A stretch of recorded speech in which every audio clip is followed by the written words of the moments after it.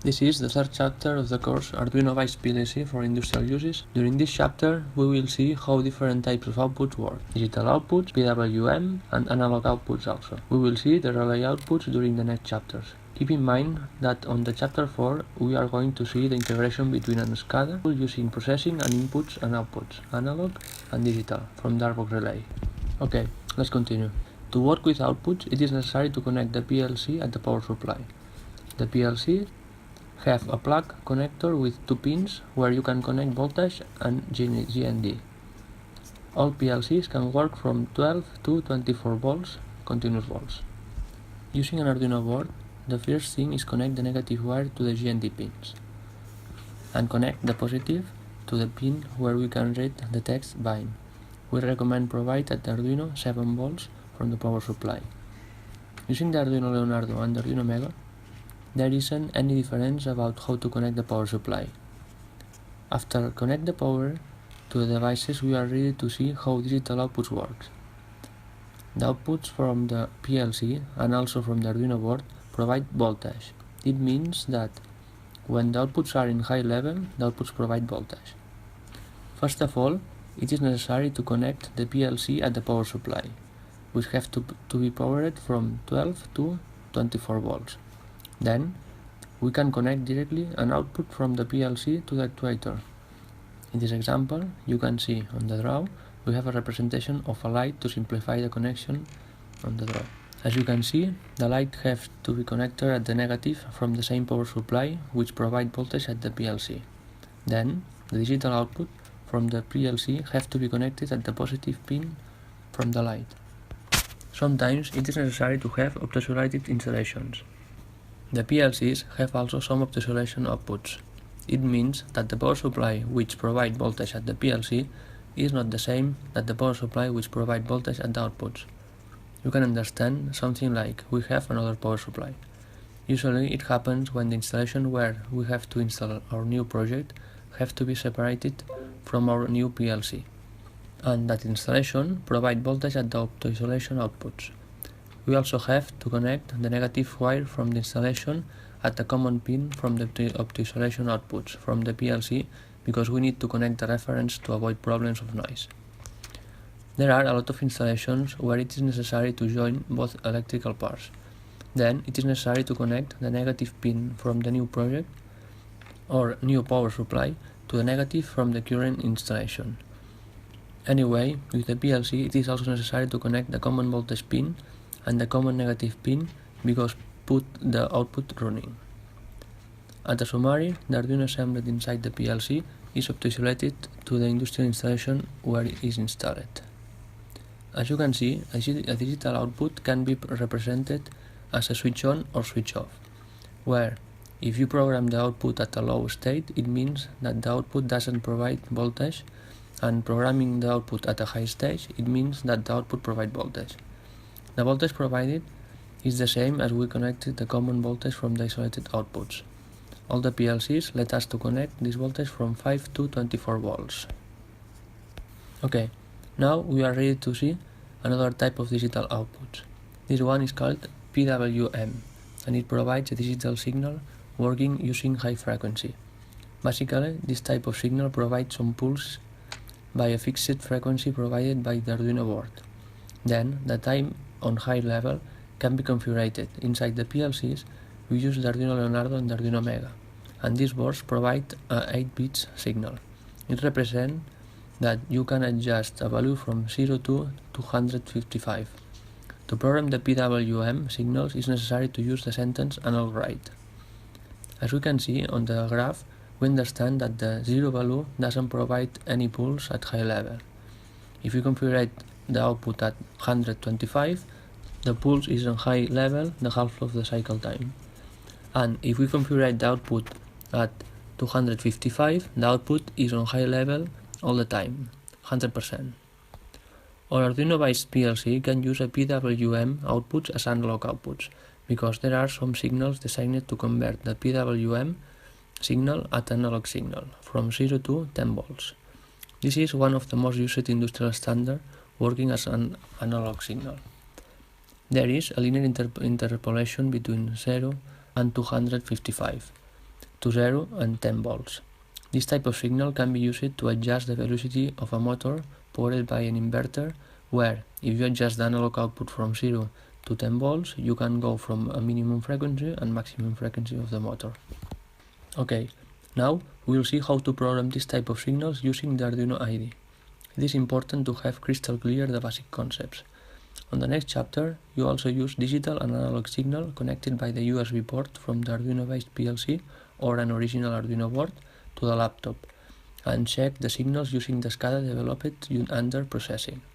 Please answer the question you can find in each chapter. It is important to receive additional material to complete the course and to connect the PLC to the SCADA platform.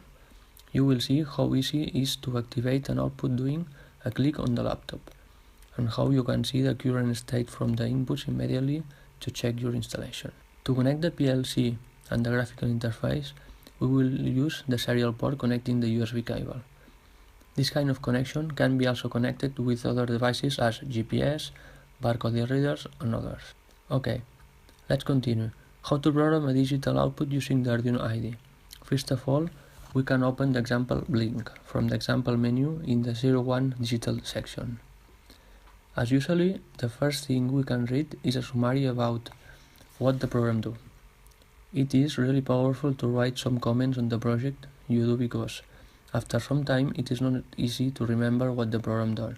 Then, if you can dedicate some time to write a short description about the function of the program, I'm sure it will be a great helpful. After the comments, we have the configuration. First of all, it is necessary to configure the right pin as output, similar to what we saw last week using inputs. After the configuration, inside the void loop section, we write the main code.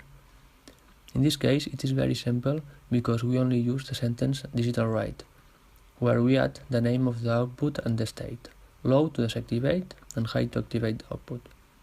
Seeing the Blink example, we also see the delay function. Remember that we don't recommend use the sentence in an industrial project, but it can simplify as a basic example of use. To program the PWM, we can open the example Analog Write Mega in the section Analog inside the examples menu.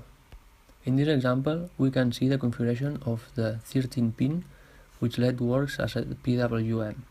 There are different pins from the Arduino board capable to work as PWM. You can read from the Arduino page the available pins, and there is also a pin map on our Arduino-based PLC page where you can see which outputs can work as analog outputs and also as PWM outputs.